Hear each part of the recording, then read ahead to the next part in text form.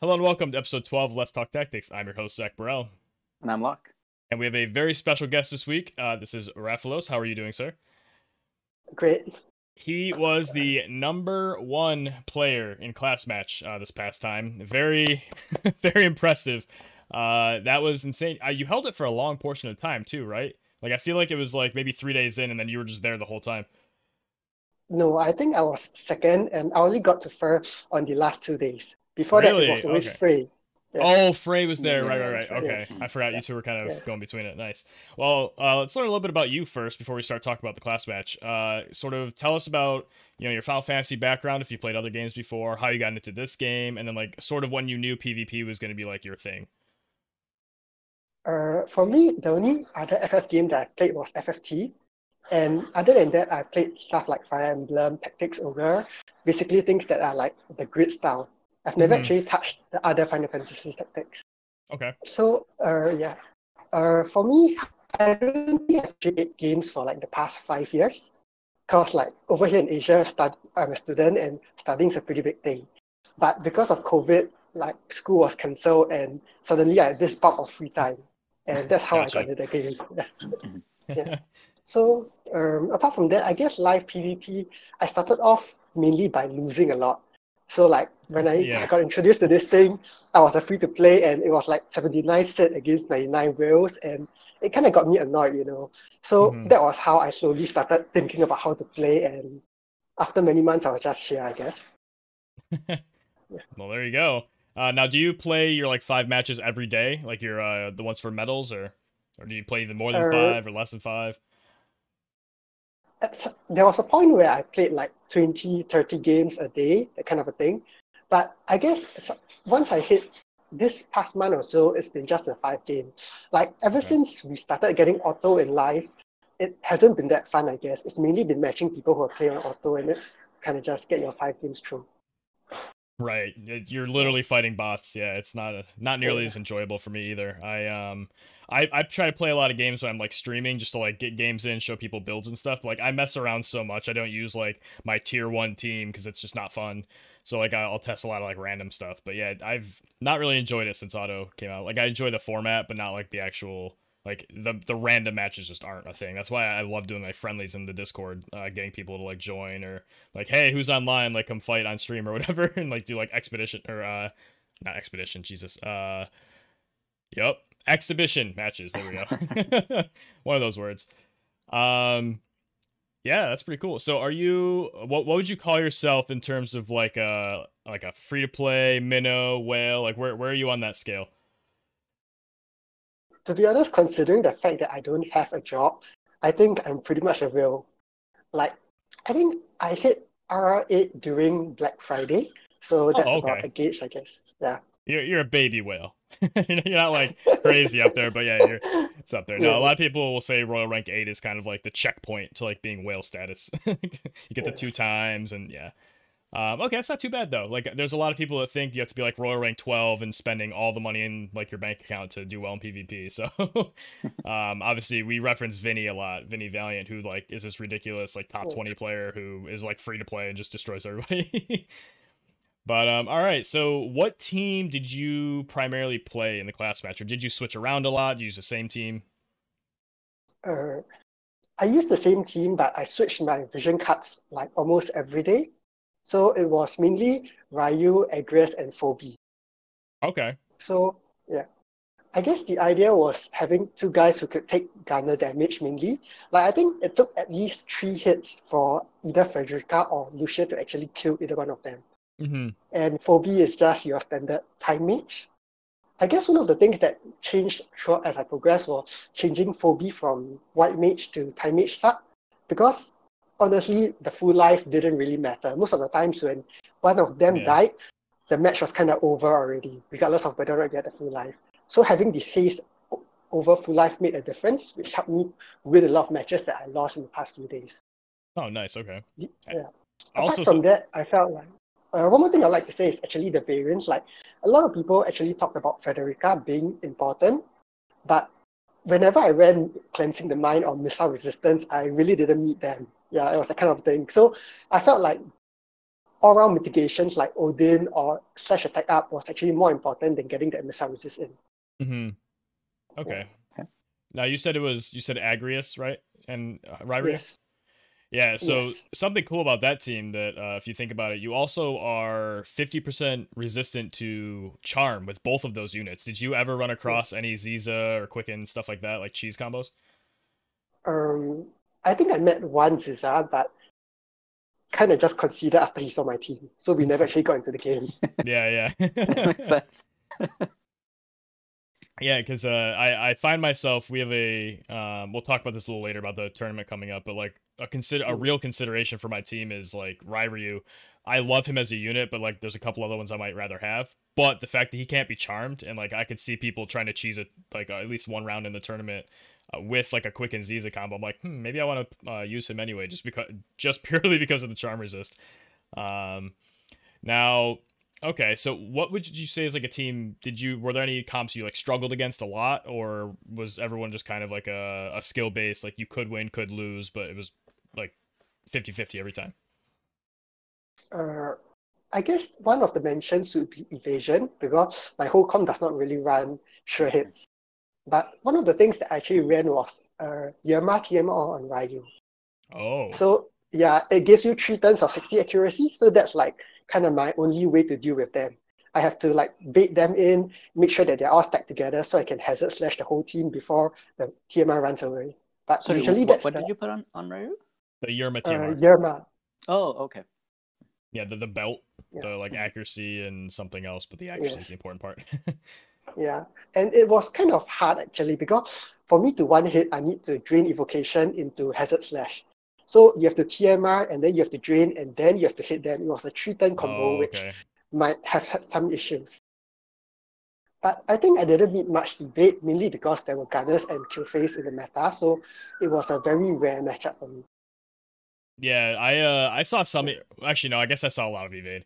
I'd say maybe 20 to 30% of my matches were probably evade, or at least some like combination of like what we call like pseudo or like casual evade, where they have evade cards but maybe not like full evade units, and it's just annoying to hit them rather than impossible.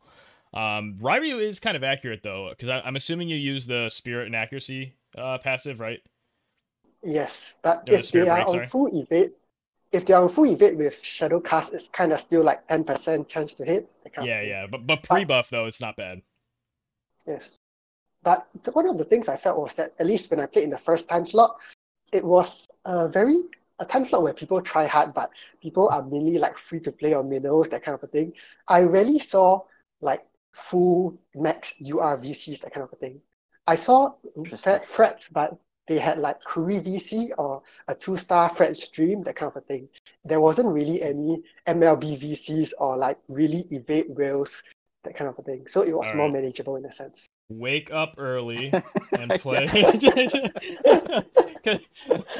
All I saw very rarely, I'd say maybe 1 in every 7 or 8 matches, I played a match that wasn't like everything maxed out. Like people like maxed out vision cards and full setups and just bruisery matchups. So for all but maybe 3 or 4 of my matches, I played Agrius, Killface, and Halloween Leela, which ended up being kind of like the team of the class match, to be honest. Like, I saw that everywhere. Or at least some variant of, like, Killface, Agrius, and your zombie mask healer support character. Sometimes Killface would be switched with, like, Lastwell, or Agrius would be switched with Lastwell, but, like, for the most part, it was those 3 I saw. I played that mirror, 40 matches. I probably played him 20 to 25 times, like just like some variation of that team. It was ridiculous. Now, Locke, I know we haven't talked too much. My bad. So what was your general? I know we started talking about it a little bit previously, but what was kind of your experience on the later half of the class match, and did you switch your team at all? I don't think you did, but well, when we spoke like 2 weeks ago, I said I started switching my team, which I shouldn't have actually. So I was initially started to use Glaciella and Halloween Leela and Shell. So I started seeing so many Fedricas that I switched my team around to use Halloween Ryryu instead of Glaciella, because that can deal with Fedrica. Right. But I found that See, I don't know. I mean, I think you did the same thing last class match where you switched your units around. Instead, what I should have done is like just change my strategy, change my cards around, because I'm already used to playing certain games with this team. And Yeah. switching it around now, I have to like kind of relearn everything, and I started losing a lot again. So I went back to using 3 that I started with, and just started looking at like different ideas, different cards, different, just different tactics. And I started winning a lot more. So I'm like, I should have just done this.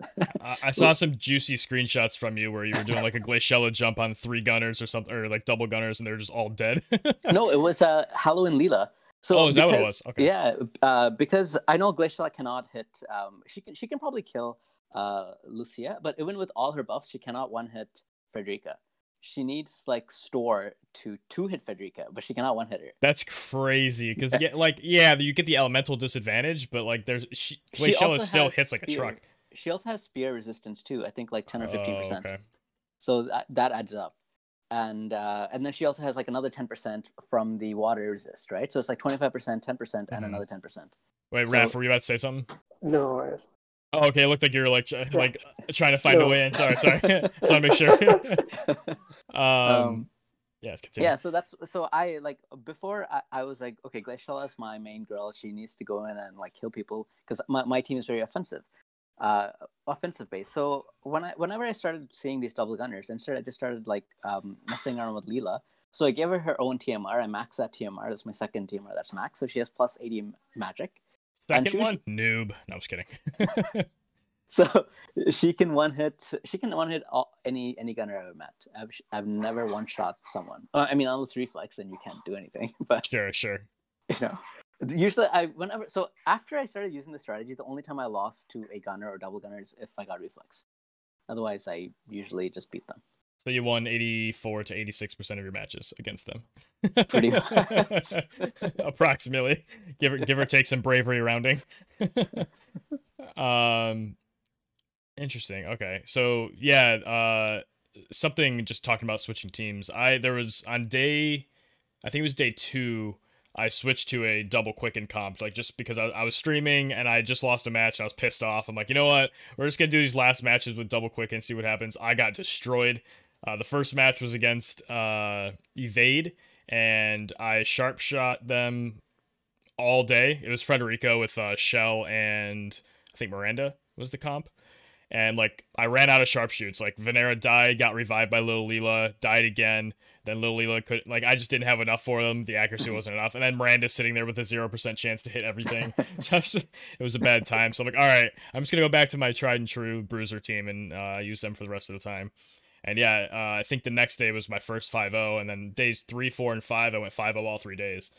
And I was able to jump up. That's when I hit Diamond, finally, because I only hit Plat last time. And so that was super exciting for me. But I've come up with a term maybe 3 or 4 days into it, after facing so many Agrius mirrors. It's called the Agrius Gambit. So the idea is that both Agriuses gain a bunch of AP, usually they have bells, and they walk in the middle. Now, the first Agrius to walk up has to think about if they're going to get LB'd. The second Agrius has to walk up and think, is it worth it to LB on the... I'm sorry, the first person to walk up gets to have the initiative. The second one walks up and is like, do I want to get LB'd? And they're like, usually, yes, they'll stand there. But there's nobody else behind them, it's just them. So then it goes to the first Agrius. Now they have to decide, do I LB? Or do I wait for later? And then you play this game, like a little standoff to like, who's going to drop that limit break first? And in like 9 out of 10 games, whoever does it first loses the game. Like, it's like this game of like, is it chicken is what it's called? Or like where you're like staring down somebody and like whoever blinks first kind of thing. Did you kind of experience that too, Raph? I felt like I was the one who LB'd first most of the Really? times, actually. Yes. Like, I think I would just turn 1 bells and turn 2, just shoot him with the LB already. Even if it was just a single Agrius, like, for me, it didn't really matter because my Agrius was hasted. So if his Agrius came in front, my Ryu would kill him immediately. Because Green Evoke plus Hazard Slash, you can get through the Spirit Resist and you pierce Spirit and you pierce Slash, it was going to die. If it went backwards, like the confused Agris were to go backwards to hit its Qfei or Ayaka or whatever, Mm-hmm. then that would mean I would have 3 units together for me to use like Hello Bot and hit all 3. So it was still pretty valuable for me. Gotcha. But okay. said that, I did have Phobie to do Quickens and Haste, which allowed me to be a lot more aggressive than other Bruiser comps. Yeah, for sure. Yeah, obviously I don't mean it directly as like you lost, but like most of my games came down to purely positioning in the first like 10 or turns or so of just like around the LB, and then whenever someone would like walk up and just instantly do it, I'm like, all right, cool, we got it, because then I'd be able to save mine for when we're actually fighting, and then they forget about it, and then you just let it go and hit 2 or 3 people, and then the game's just over at that point. Kilfa gets to walk up, Leela gets to walk up, and they get to AoE everybody down. And a lot of it too had to do with like paying attention to whoever you hit with, like if you hit that Agrius, does she go next, or does Leela get to walk up behind her, whack her, and then now you get LB'd? And it's like that game was a huge like mini game that you had to play with those mirrors. I just joke about it being the Agrius Gambit. I was just like, if this is the term it's gonna be, and I just got done watching the Queen's Gambit on Netflix and like watching chess videos and stuff. So I'm like, this seems like a good term. But yeah, Agrius is one heck of a unit, and we talked about this a little bit last time. But the fact that do you follow JP much, Raph? Yes, of course, yes. So the fact that we don't have Luartha, who has like Ice Killer and missile damage and really high attack and some other piercings and stuff, and there's no Summer Catone, who are both fire units that were. I don't think Luartha was played that much in JP, but I think she would have been in Global. But Summer Catone was used in many, many matches and many top comps from what I saw. Do you think that had as big of an impact as some people are saying it did on the fact that Agrius was just everywhere for this class match? I felt the Fire Gunner, no, because one thing is that she didn't really have an archer sub, so line of sight was still really important. For her to hit, she would have to like risk getting within Agrius confusion, and she had no reflex, which would have a big problem. Like Kitone, yeah, okay, yeah, Kitone, I'm really not sure. That one, I haven't really looked at her kit, but I think yes, she would definitely have impacted the Agrius matchup. So Summer Catone has sub-job Rune Knight, so she gets to be a fire element that does Ryu damage with like this hazard slash. So she just melted through Agrises from what I saw, assuming the Agris wasn't super like spirit built and super slash resistant or something. But her LB is the sleep LB, so you know how Ryu has poison, Agris has confuse, Catone has stop, where they're that 67%. Summer Catone had a AoE sleep, so it was like a 1 AoE plus sign sleep, and that would just destroy people. Like she'd run up because she had ninja sub job, and she also had some ability in her main job that gave her more movement, so she could move like 5 and just like sleep your backline and then kill your Agrius and then finish the rest of your backline later. I think not having her did change the meta a lot for us, but at the same time, so did having the Halloween units. Like, how many games, we'll start with Raph, would you say that you didn't see the zombie mask on at least one unit? Basically only Gunners. I think apart from Gunners, most Bruiser comps ran either Ryu or his TMR. Right. And I think it was important because like some Ryu was on his own TMR and Immortal Spirit. So thinking about those, keeping track of those killings was really important. And then Locke, how many times did you see somebody not use it?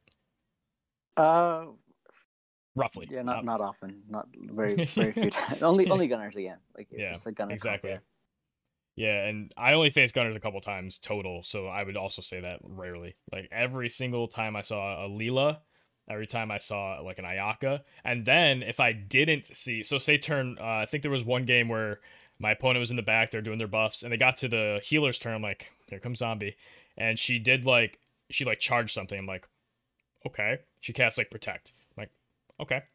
Turn 2, she walks up, and she does Ayaka TMR, I was like, game over. All right, cool. I'm like, run in, and then snipe. Like I hit her with like a Leela AoE, and then Agrius like LB through the wall. I'm like, I don't care. I'm like, just get her off the board. I don't have to worry about this because man, that TMR is so insane, and it kind of sucks though. Like if you think about the fact it's Leela with the zombie TMR, that's how many people got both of those units maxed during that period. It's like that must be one of the, besides tactics, I'll bet that's one of the more successful banners for people. It seems like maybe it's just limited banners in general now that I think about it, but so many people got both of them, and it's so insane. And like everybody, yeah, like I said, in the top matches had it. I think I actually saw it once or twice. As my friend was playing, this was his first class match, so he had to start in bronze and work his way up. He ended up, I think he was in promos for plat at the end, which is pretty cool. He started during Halloween, so he saw a wall using it. He saw an Agrius using it, and just like these tanks, and it was really annoying. That TMR, I think, has definitely changed kind of the face of PvP and global. But getting away from, talk about the same stuff over and over. Raph, what would you say, looking into, so we don't know for a fact the CM3 rules, but we kind of have an idea of the rules. What are you kind of looking at for team comps going into that? Since you use Phoebe in this one, right? So you can't like use the same quicker team. I would say definitely Dragoons, because I was looking at jumps actually, like, because if you can't quicken, an idea would be to send in like Victoria or Kane and jump onto an empty air. So if your jump lands after the gunners, then technically they can't really sharpshoot you either. It kind of provides protection. That was the plan I was thinking for. But apart from that, I guess I think Kane's TMR really changes things for this. Like having that +1 movement plus haste really allows you to engage gunners, especially when your guy has like 2 or 3 jumps.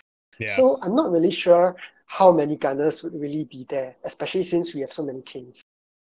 So I might prepare some anti-tiers but I think I wouldn't really mind having, like, I would think that there wouldn't be that many mages. So I might give up Agrius as an anti-mage counter. Okay. Yeah. That's interesting. Okay.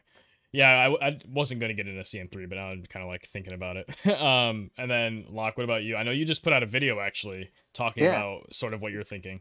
So I mean, like, I think gunners are probably very effective still. I tried playing against Lazarus actually, who's been on this podcast before for our viewers. He played double gunners, Federica and Lucia, and he played Agrius. So I tried, using a Kane comp. So I used Kane, Glaciella, and Halloween Leela. And the reason I still kept Glaciella, even though I knew he was going to play double gunners, is because I kind of wanted like an all-around comp. Like if I was to play evade teams, I needed a solution, right? Right. So I tried that, and I was able to. I think I would have won if not for Agrius.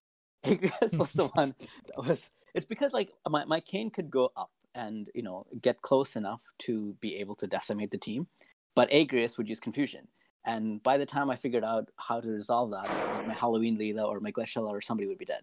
And it was very difficult. So what I did, I said, hey, let's play again. And this time I used Victoria with Kane's TMR. And the double gunners, there's no spot they can hide. Like I can literally get them at turn 2. So she basically has, move 5 and jump 4. And her horizontal jump is another 5, so that's like 10 just range. Floats across the map like a torpedo. And she'll definitely go first on the next turn, even regardless of her speed, because she has haste on herself, right? And this haste is actually even more powerful than the haste spell, because the haste spell only gives you 42%. This gives you 50. You can double check that if you want. Wattby Calc says 42. Yes. Oh, yeah? Yeah. Oh, you mean on the TMR it says 42? Yeah, it says 42. Because it grants like the status haste, and I think the haste is predefined as what it is, like based on level 1 to 20. So I think I would have to imagine it's still 42. Okay, that was gonna blow my mind though. I was like, what? Okay, I thought I saw 50 somewhere, so that's why I was like, oh wow, okay, but it might be 42. I don't know where I saw it, so I'll have to go double check that somewhere. But yeah, if we find it, we'll put that in the comments too. But yeah, I thought that was that was one strategy, and I told the guy, I'm like, okay, let's play another game, and I'm like, now you know what I'm gonna do. Try to like avoid it, or try to like gun down my Victor, see what you can do. And I'm like, I'm still gonna play Glaciella, see if you can gun her down. And there's nothing he could do. Like he could not one shot my Glaciella. Even if he played somebody else to one shot my Glaciella, or I don't know, something. They're like, I'm like, this is what I would have done. And he's like, yeah, it's very hard unless if he gets reflexed. Oh, sorry, unless I get reflexed, it's very hard for him to have won that matchup. Yeah. So that's one thing I'm thinking. Something else I'm thinking actually is Rosa, just because of that confusion resist and all that other stop resist and all that other stuff that she has on her skill. Yeah, she has oh, you're saying for the skill. Okay. I was going to say cuz she has charm and disable innately. But yeah, she can get all the other ones from her ability and give it to other people too. So if I have to face like double guards to Agrius, that's one way of countering that, right? But it's just like random ideas I have going around. I don't know yet. I might end up playing double gunners. I hope I don't. But so perfect segue into the next topic, which is actually, I guess before, do either of you have any thoughts you want to add about class match? Talking about your strategies or things you're thinking about. I guess for me, when it comes to double gunners, I was thinking a good, interesting third unit might be Ziza, because like what Locke said, Agrius is used mainly to prevent people from getting in fast and like engaging and killing your gunners. So having Ziza there to charm Victoria, which might actually help. And I think the only charm resist units are like Stern, Runestern, Ryu, and Agrius, and they kind of all have one jump, which means it might take them some time to get to your gunners, and those that are able to engage you quickly generally can get charmed. So it might be a better solution compared to Agrius. But again, I've never tested. I don't really play gunners. I can maybe say that, or I can see that. Rosa also has it, immunity to charm. I'm thinking if there's any other units now that you say that. Is Howlet resistant? I feel like Howlet's resistant to charm. Oh, 10%. Not 10%. Yeah, it's not the full. But okay, that's interesting. All right, yeah. So Final Fantasy 4 units. We'll start with what I think is probably the simplest one, which is Kain. Do we think he's good? Do we think he's bad? Obviously, I think we're all gonna agree he's pretty good, but we're gonna talk about why. Locke, you just mentioned having his TMR, so obviously you're using him. What have you thought of him so far in PvP? I think he's a beast. He can he just has so much attack. He will. I mean, I think like the majority of his power comes from the Demon Wall card though, the VC, because that adds 40 pierce attack to him and 30% attack. So the 40 actually it's 45. So the 45 comes from 20 bestowed effect, 25 party effect, and he gets an additional 30% attack from the VC. So it's like crazy stats just from that one card for him, right? So you can so I've actually started running him as a defensive with a defensive Esper. I've used what's the one? The missile resistant Esper. I forgot the name. Death Machine. Yes, Death Machine is the one I've been using.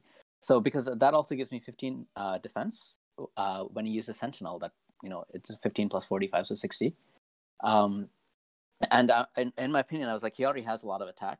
So let me just try using this and see what happens. And I haven't. Wait, yeah, hold up. Locke is using a defensive Esper and using like a defensive. What? No. Yeah, he does his job. He still one shots like everyone. Yeah, no. Now that you say that, I actually hadn't thought about that. How Demon Wall kind of is like 2 vision cards in one for him as your like sort of dedicated DPS, such that you can afford to put other hybridized cards on him. Because like instead of using say Ifrit for 15 pierce, he gets 45 from this card, so you can just like forego that and go tanky. I actually like that a lot. That made all right, I'm gonna go Death Machine next time. How do you say that? I was getting, I just pulled Titan, so I pumped a bunch of Earth Magicite to him, and I was gonna get him up, but that almost sounds better. What do you think of the Titan build, though? People have talked about doing the 15 Spirit to kind of mitigate his weakness to magic. I think that could also work, and I mean, with Sentinel also, anyway. Yeah, it's good that because it's 15%, 15 Spirit, which and Sentinel increases that by another 45, so that's a lot. But at the same time, I mean, I don't know. I mean, so right now I actually got his resonance fully like level 10 to Odin. His biggest weakness is as you do, right? Everybody's like one of the first Espers is Odin. Well, for me it was his third. And the reason for that is actually because his speed is just so low, right? You can use this TMR to kind of negate that. but in a lot of matches, I never get to actually use this TMR because he has to use Immortal Spirit first.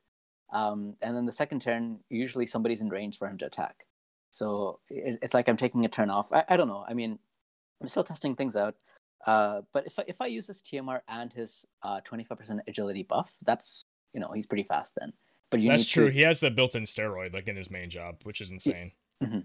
So yeah, I just have to figure out what I want to do. But using Odin is interesting too. I think I can one-shot a lot of wolves with that.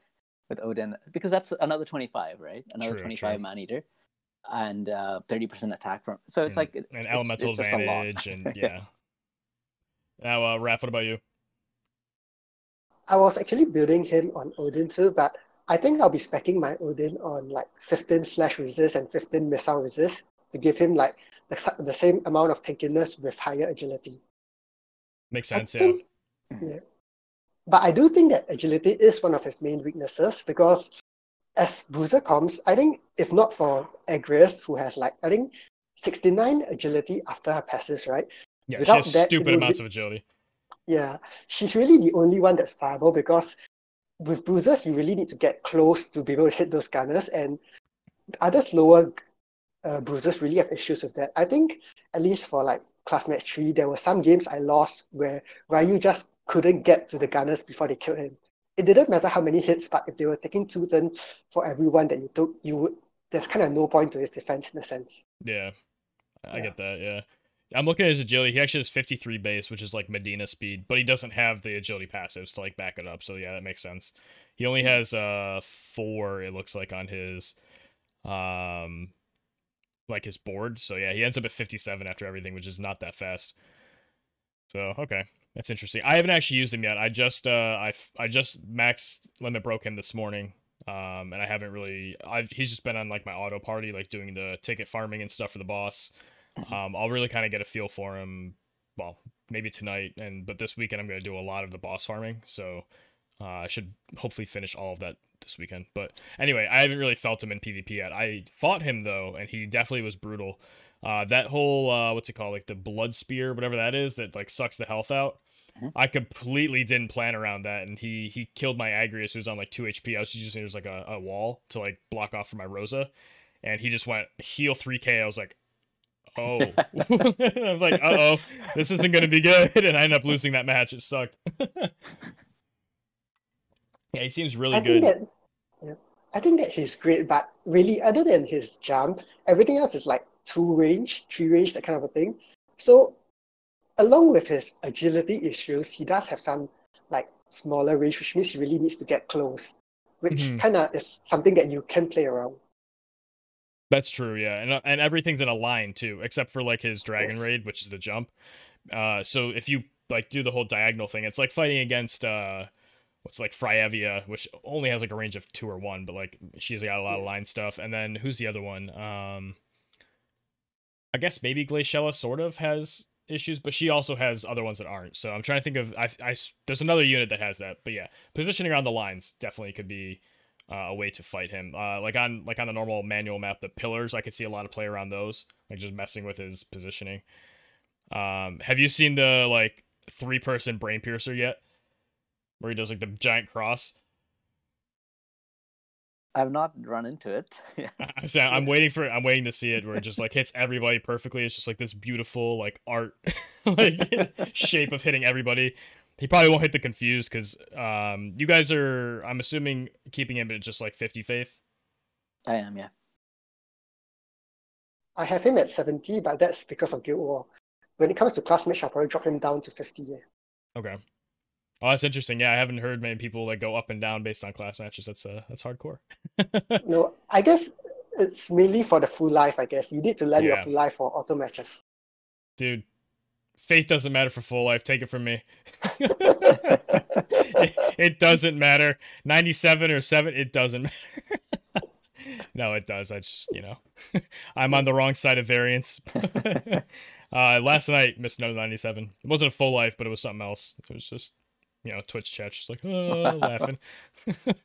Or 2 nights ago, whenever it was. Okay, so I think Kane's pretty simple. He's very good, deals a lot of damage, very beefy. He's just another one of these really reliable, anybody can make use of him sort of characters. Demon Wall obviously making him above and beyond, but I think even without it, he would be plenty fine. He just might need to work a little harder on the offense. But now, Cecil.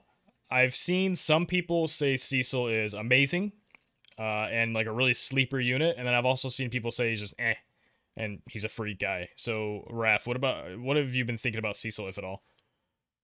And did you build Cecil? I know some people didn't like go for him or anything. No, mine is LB3. So if I get lucky with Chocobo, he'll be LB4. But otherwise, I'm just seeing that.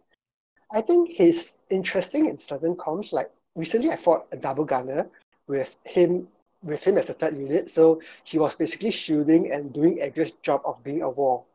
So it kind of helped because with his shield, it took me like 3 hits to actually kill gunners, which makes the game much harder. But I'm not sure how he compares to like Haze, because making them faster might still be better than making them beefier. So that's still a trade-off there. What about you, Locke? Yeah, I think he has potential. Probably better with like bruiser comps. Like imagine, Glaciala and not Glaciala, Agrius and Halloween Rairu with Cecil's 50% defense. Right? Oh, I've imagined it. So I think that would be very difficult to get through, and I think that he might shine in comps like that, in bruiser comps like that. I'm not really. I mean, I left him at 89 because I got lucky with Chocobos, so I only needed 2k more to get 40, and then I was done. So I was like, okay, I'll leave him at 80, 89 and see what happens. But I've not really built him much. I mean, he has full resonance with just Golem, because why not? And yeah, I've just been using him in the boss battles, but not anything else. So I did max mine, mainly because just between the Chocobo expeditions and everything, it really didn't take that much investment to just finish him. So I just slowly, like when I saw like 3 Whimsy, I'm like, all right, I'll throw some Visit that. I'll throw some Visit that. That was before I pulled Rosa and Kane later, which actually I think last time we recorded, at the time I had whiffed on Rosa, right? And I didn't get her. Mm-hmm. So I did a poll when we got on Cyber Monday is when it happened, in the morning. I had 2k free viz. I got like some stuff from something like Arena plus the day login, whatever it was. And I'm like, whatever. I'll do one more because like I'm done building Cecil. Everything else is kind of like I'm not really building anything, and I'm not interested in anything coming up. And I got both Agrius and Kane in the same poll. I was like, all right, now I gotta reevaluate here. So I am building all of them. They are all done. They're all 99. And nice. It is definitely I'm done for a while, for sure this time. Well, Christmas is just around the corner. I actually am not going for any of the Christmas units. I was planning on talking about Christmas in a future cast, but just kind of like a spoiler for that, I'm not going for any 3 of them. I actually think even if I somehow got them for free, I don't think I would build them. Like maybe like the LB3, because that's basically free. They just hand it to you these days with like the bingo boards and stuff, maybe. But no. So Cecil, like obviously the first time I read his abilities and saw that they were 50% barriers for the team, I was like, that's insane. That's anybody who's faced a Killfay without having some kind of crazy modifiers against her. Should know that's Shield of Staves being a 50% physical, or like Agrius' Saintly Wall, or I think Saintly Wall, right? 50%'s a lot. When you go on top of like their defenses and whatever else they're building, like that's a ton of mitigation. And being able to put that on your whole team to start, granted, he doesn't get it himself, right? He gives it to the other people. So he can kind of be like the Pokemon master. He's like, all right, put the shield up. Now go, Agrius, go, my other units. And he just sits in the back and reapplies shields. What I don't like, though, is that you have to sub Lunarian, or Lunar, or whatever, monk, or Paladin, sorry, to get the magic shield. So maybe, because I'd rather have him on Monk for like the strike damage, because he gets light damage for his master ability, so he actually does sizable amounts of damage with the like Surge Strike and stuff. And I think that'd be something for him, is to use him on sub Monk. But like I said, the fact that he doesn't get his own barrier kind of makes it a little worse for me. That's But I think it interesting. would be overpowered. Probably, yeah. You know. But it's cool too because like you said with Rosa, Rosa gets to do the AoE like essentially a Frederica TMR plus like on everybody. So like it's cool that we have these AoE options to just like in one turn handle our buffs and now we can go fight. So I'll be curious to see how many people use them like that. And I think it's interesting what you said, Raph, about the double gunners. Like take 2 carry units that do a ton of damage and just put a 50% barrier on them and let them go.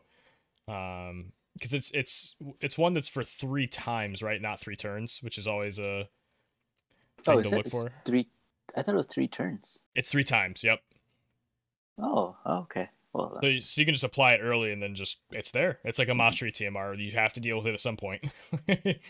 Until we get the stuff in the future that removes those. But yeah, so I think he's interesting. I think that's the best description for him. He's like one of those units that not for everybody, and it's not just like decisively good like Kane is. But we may see. I mean, he does have also though. What is this range?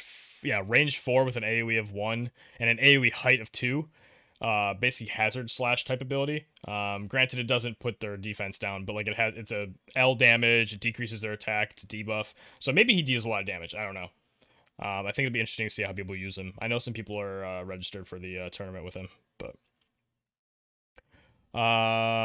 let's see. Going through his other abilities. Oh, and he also has a disable. So like if you put him on 97 Faith, you can try to like have a second. Like if you use him and Agrius, you could potentially disable 2 people in 1 turn cycle, and then like the game's almost over at that point. But anyway, any other thoughts about Cecil? If I had an Agrius, maybe. Yeah, there you go. That's fair. Yeah. So just the double like weird paladins. Actually, they're both holy something, right? Or yeah. No, he's lunar. He's lunar. a Lunarian, yeah. Yeah. Never mind. All right. So now here's the one I'm super biased towards, and we're gonna talk about for maybe longer. We'll see. Rosa. So I'll start with Rosa. When I first saw her, obviously I was like, cool, another ice unit.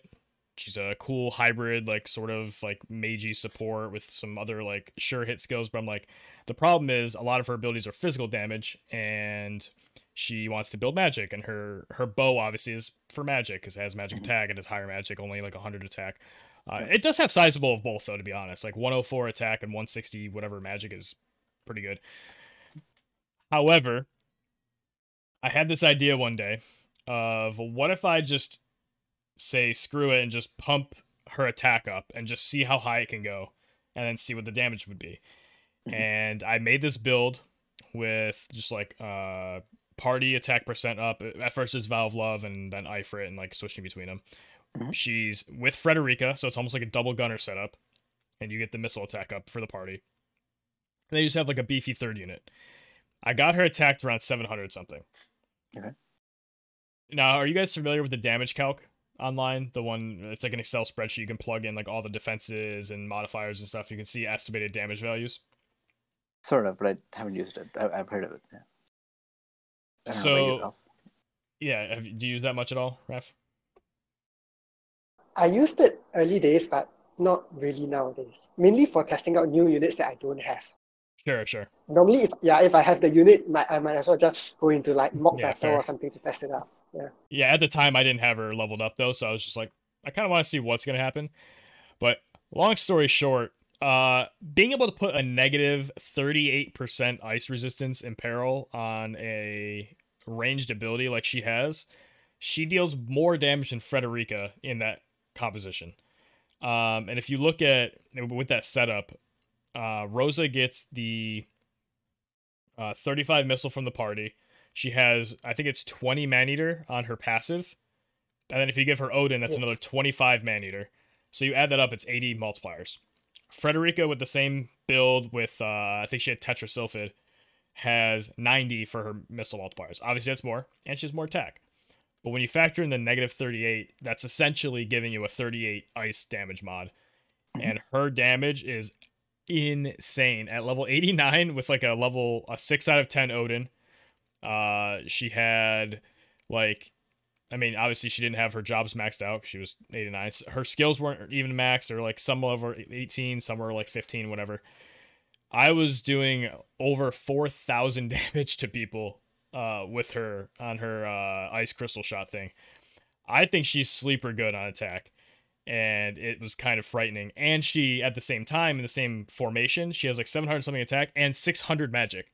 So she gets to just like randomly heal the team for a ton as well and support from the backline. I think she's going to be a very strangely used unit, but very powerful. Now, have you guys thought about Rose at all? I know, I don't think either of you did either of you pull for her? I've actually been building her. She's 89 now. Oh, nice. Yeah, and I had the same realization actually at some point. I was like if I'm looking at, if I compare her with Frederica and Lucia, well, first of all, let's compare Frederica and Lucia. And I'm like, Lucia does more damage because she has defense piercing, right? Mm-hmm. And if I just look at flat stats, I'm like, okay, Frederica's probably going to outdamage Rosa, but I'm like, but she has a minus 38% mod, which is almost like a defense down. It's just, applying somewhere else in the equation, right? Right. So I'm like, that should actually do a lot of damage. And I'm like, I started with gunners, maybe I should go back to it. Right. So that's why I've been building her, and she's 89 now. I've got her with Tetra Sulfide. She has full resonance with Tetra, and I've been playing her in mixed comps. I haven't played her in double gunner comp yet, but we'll see. I'm pretty excited to use her because I think she's a sleeper. I think a lot of people are using her like that because they're like, oh yeah, she's not gonna do so much damage, and I'm like, right, in the correct composition probably.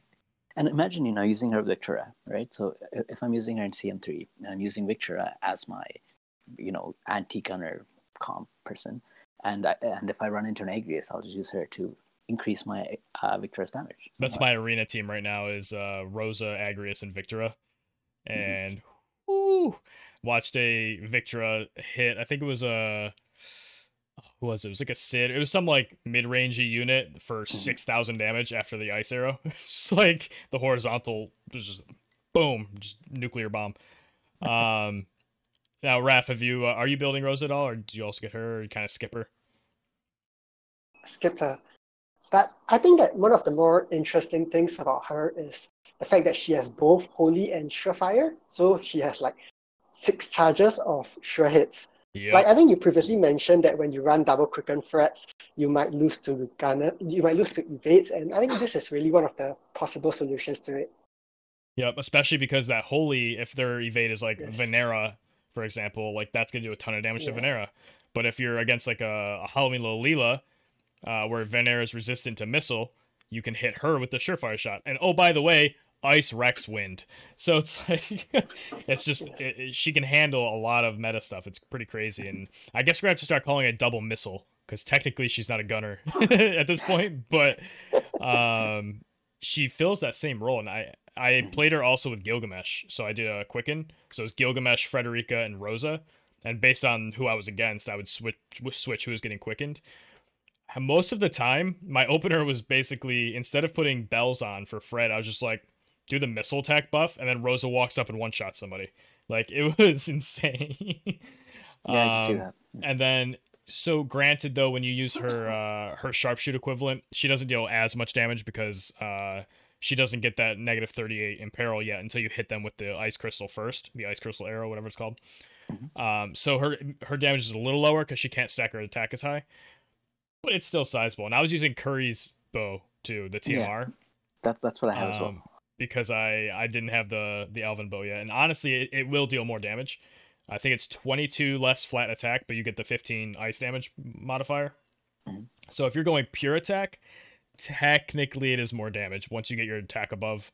I think it was like 650 to 700, somewhere in there is when it flipped to doing more damage, because then the modifiers mean more. So as long as you get her attack up there, it'll do a lot more.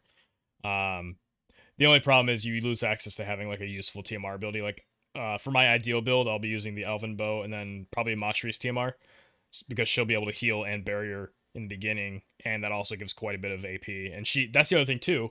As a physical unit, or physical damaging unit, she gets a like mage's AP, the starting AP. So she gets to do like 3 or 4 attacks before she has to do a support ability to recharge. I am very excited, if you can't tell, to see what she does in the future.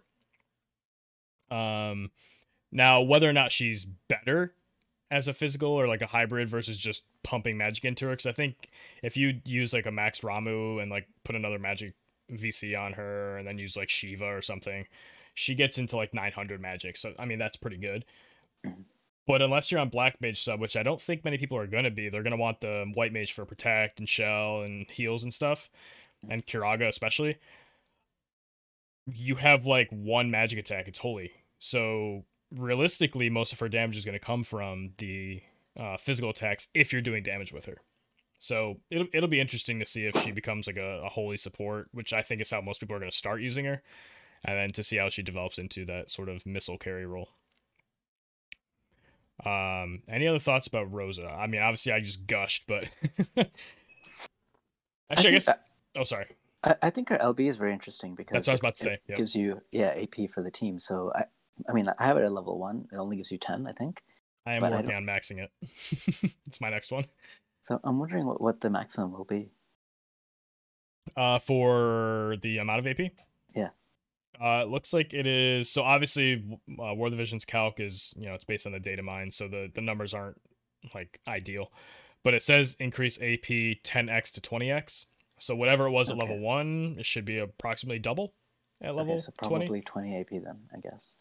So it's like an ability, but I think it depends on the unit too, though. I don't know if it's going to be, because I think she gave like one of my units like 7 AP once. So I think it's potentially a ratio based on their max AP, but it's not clear what the X means. Like I know what a Blizzard's 141% modifier means, but I don't really know what an AP ability's 20x means, for example. I wonder if it's based on faith too. I don't know. Oh, that's a good point, because it is magic based. It's a magical ability rather. Because the heal's obviously going to scale on faith. So. Yeah. Have you given any thoughts with the LB ref? Thought about? I felt like the LB was something I didn't really like because it costs 58 AP. Sure does. So it's the kind of a thing you use if Rosa is a pure support. Like I would be pretty happy with that on Ayaka because she doesn't really do any damage. But if you want a damage dealer or a hybrid, I don't think you'll be frequently using that ability. And if you're using her as a pure support, I think that honestly there are better choices other than her. Because like if you want support really, a Time Mage and White Mage like Ayaka might be better, or someone tankier like Qingfei might do the job better. Yeah, I completely agree. Another idea for team comps with Rosa, like some sort of like combo, so to speak, where so for example, Victora, whenever I use her as like a quicken comp, if she's not using bells, you have to give her a TMR that has like the 42 TP to get her up to the LB mark on turn 2. But I wonder if Rosa's LB would enable combos like that where they need just a little more AP, but then they could use like an offensive buff instead of like a defensive TMR buff, or instead of even having bells, then you can put bells on like a Gilgamesh or something.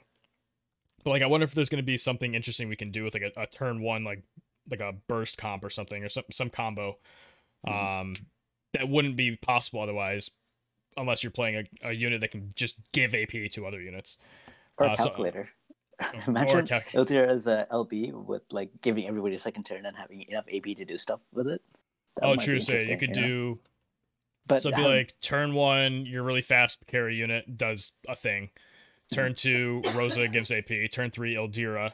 Take a second turn, and I wonder if you could time it so Rosa goes again or something, and then like put another buff on, or some kind of like TMR granting buff.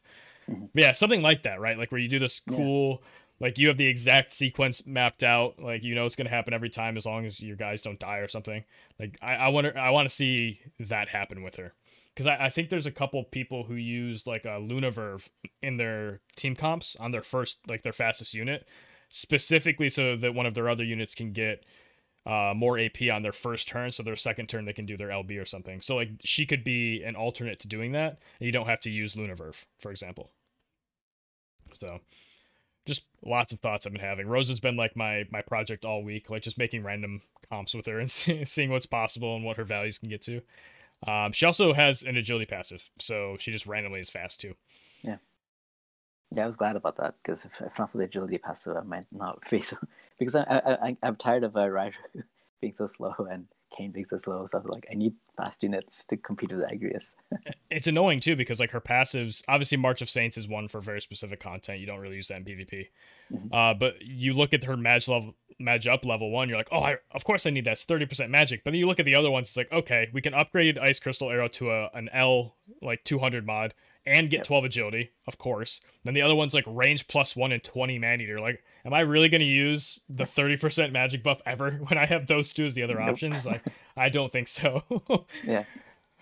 But at least she doesn't have like a 5th one that's like really insane. Like if you look at Summer Katone's passives, like she has like 6 or 7 of them and they're all amazing. It's like I don't know how I would make that judgment call ever. And she gets reflex, by the way. She gets dodge, so she has reflex and 2 sure hits with 2 different types of damage. Like, all right. And I wanted to say on her passive she has man-eater, so she gets another 20, which you might substitute for that 15 that Frederica gets. Didn't I say that? On her range 1 passive? I don't remember what. Oh, okay. I said it fast, but yeah, I think I said, yeah, she gets range 1 and I think I might have said man-eater. Like, the terms are like, I feel like sometimes it's a human killer, man-eater. No, I mean, before when you were comparing the 85 for Rosa versus the 90 for Federica, when you were saying missile attack, the 20 from I don't know if you included the 20. I did, yeah. So it was 35 missile, 20 from her passive, and then 25 from Odin. That adds up to 80. Okay. Yeah. And then when you get the Imperil, it's basically 118. And 15 from Curry's book. Oh yeah, and that at the time I didn't have that on her. Yeah. Oh, okay. So the damage. All right. Any other thoughts about Rosa? Okay, a quick comment that I want to make. So, as we were just talking about it, you were saying, let's say it's 80 for simplicity, right? So she has an 80% modifier, but the minus 38 it doesn't add 38 to it, right? Because that 38 is actually like overall, right? So it's an overall modifier, which would be way more than. It comes after because the main multiplier gets all the human killer and stuff. Then it goes to defense and spirit, so their spirit will reduce or whatever, and then it goes to resistances, which is where the ice will come in and the slash or missile come in and whatever else. Yeah. So it's not a 0.38 modifier because I think that would be a lot less than reducing your resistance by 38. So I think that's where her damage comes from. Actually, true. Yeah. Yeah, I think I hit one person for 6K with her. Was it a wind? No, I think it was in Orlando. It was some random like just like mid-range unit where I was like, all right, it was on like a 1 chain, of course. Like Frederica hit them, but then I hit him another time. I was like, it was like 6,000 damage. I was like, okay, that's dumb. Like there's no reason. But then also I used her with Gilgamesh, and if you go Ice Arrow into Kotetsu, that's -38 slash -38 ice. It melts people. It's insane, yeah. So that was fun. And then obviously quickening her was cool. Now I want to use her on White Mage because regardless of your magic, Protect and Shell are just as effective. And honestly, Protect and Shell were kind of like my favorite abilities in Class Match 2. Like they Defense Pen can't do anything to it. Like Slash Resist Pen doesn't do anything to it. Anything of like Lucia hitting you 4 times to like take off your Saintly Wall doesn't work. It's just for 3 turns you take 25% less damage. So I really value those abilities. So the fact that she can do that on her like front line and then just like destroy people from backline is really, really awesome. But I think her sub the White Mage of Baron, she has silence on the arrow, which could be really obnoxious against mages. Like if you just ping a mage from across the map and silence them, like okay. And then she also has the AoE, which is cool. It's only like a plus sign, but like with Frederica, you can do like barrage into her hail shower and then just melt health bars. Anyway, I could do a whole podcast just about Rosa. Now, okay, so before we wrap up here, I do want to put out a little advertisement and we can discuss it a little bit too. So this will go up on Saturday, tomorrow for us, but when everyone's watching, it'll be Saturday or later. On Monday the 7th, it's the 7th, right? 7th, 8th? 7th, I think. 7th. Anyway, the following Monday, it's December 7th to December 8th of 2020, the Lunarian Cup will begin. It is a tournament being hosted by myself, Locke, and a couple other PvP players.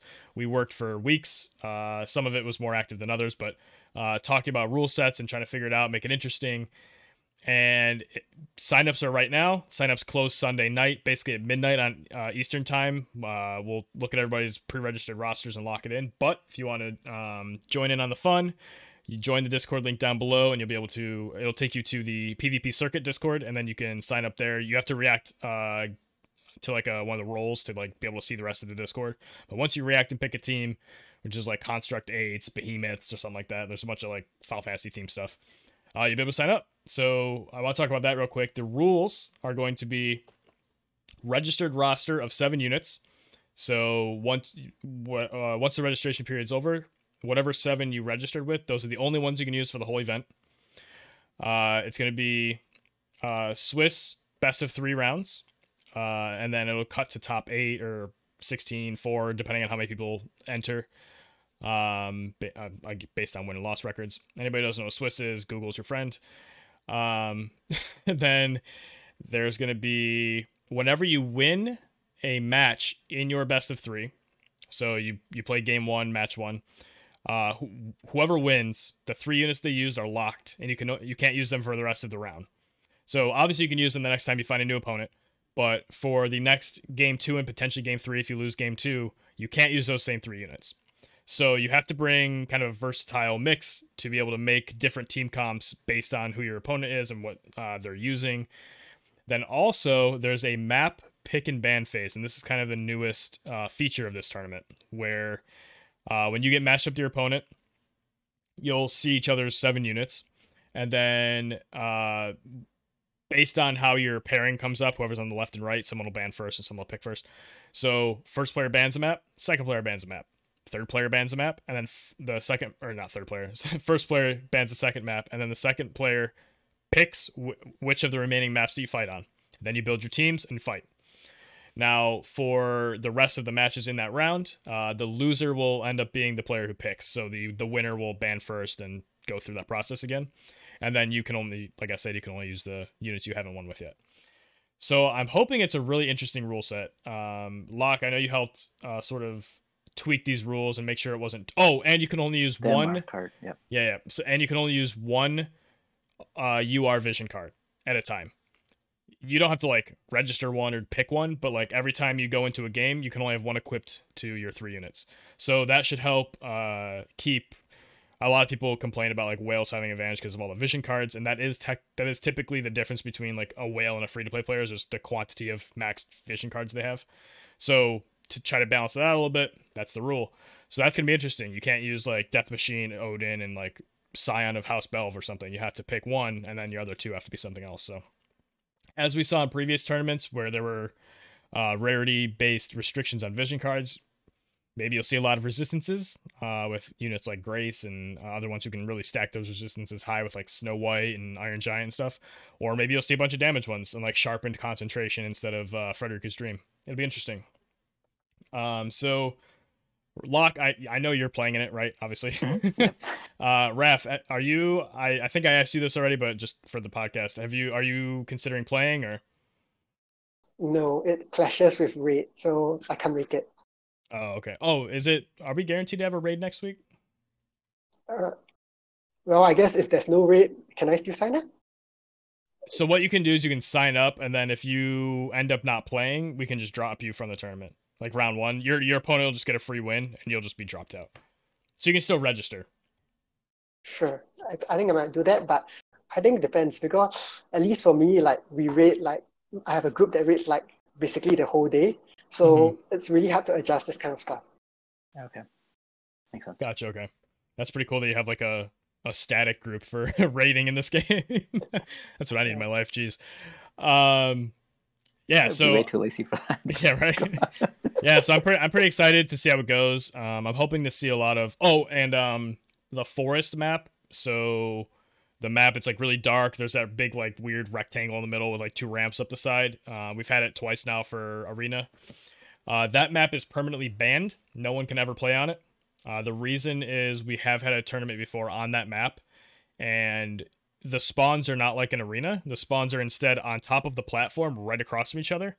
So unless you spawn in the direct farthest corner possible, turn one charm, turn one plume, turn one everything hits you. Like there's no escaping it, and even if you are in that corner, 2 of your units are always vulnerable. Now, granted, that's the case on the manual map too, if the Medina starts in the middle and they have max movement and stuff, but it's way worse on this map, especially for like charm and stuff. Like there is no avoiding it. So it's just kind of a toxic setup, and that tournament was basically decided by how high your agility was. It was really dumb. So we're just banning that from experience, taking that out, but all the other maps are legal. I'm hoping, because I finally got a hold of Justin today. I'm hoping that we can push along and get the other maps released, the class match, at least class match 2, if not also the class match 1 map. That'll give us more options, which will be really cool. But otherwise, it'll be like the 2 arena maps. Then they're called arena. And like what's the new snowy map, stuff like that. So like I'm curious to see how people structure their teams to account for all the potential maps you could play on, and then yeah, I don't know, it gets my brain juices going. I'm really excited. But that's all the time we have for today. Raph, thank you very much for joining us and giving us your insight, and congratulations again on like #1 in class match. That is no joke at all. Like there's a lot of stiff competition, a lot of which comes from the PvP Discord, but like super props, man. Appreciate you being here. Thank you. And yeah, Locke, as always, thank you for being here. And we have been Let's Talk Tactics. I was your host, Zach Burrell. And I'm Locke. And we will see you next time.